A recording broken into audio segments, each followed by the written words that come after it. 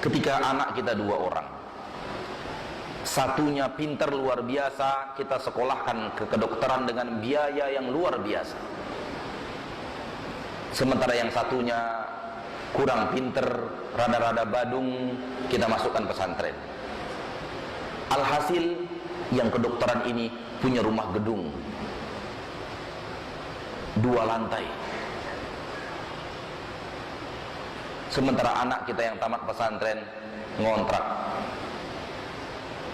rumah kontrakan dengan 2 kamar saja, 1 untuk dia dan istrinya, 1 untuk anaknya. Kalau kita tinggal di rumah itu harus tidur di ruang tamu.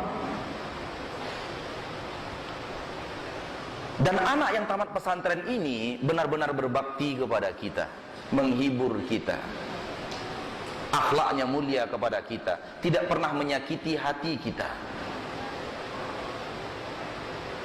dan selalu mengabulkan apa yang kita inginkan asal dia bisa kabulkan. Nggak mungkin dia tolak. Sementara anak kita yang kaya itu, kalau kita ke rumahnya, nggak pernah kita dicaci, nggak pernah kita dimaki, nggak pernah kita juga dipukuli. Cuman kalau sudah datang tanggal 1, ambil uang 10 juta, setengah lempar, bilang, ambil nih upah kamu membesarkan saya. Cukup. Dia nggak lakukan yang lain. Pak, Bu, kira-kira mau nginap di mana? Di rumah gedung apa rumah kontrakan?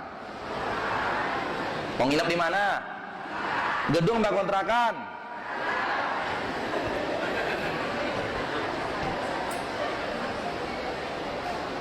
Terjawab sudah.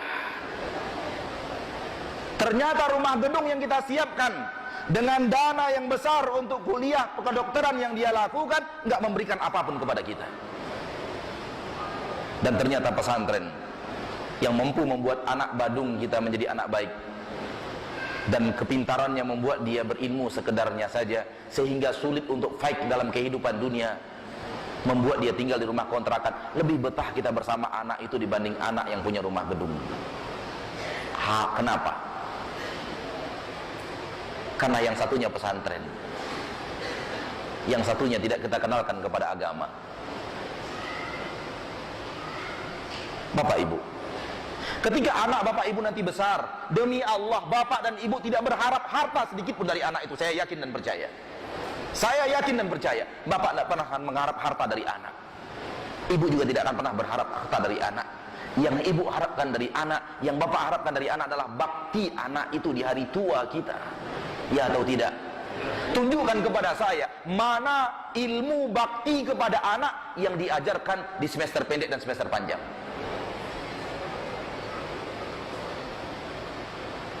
Gak ada. Itu ilmunya pesantren.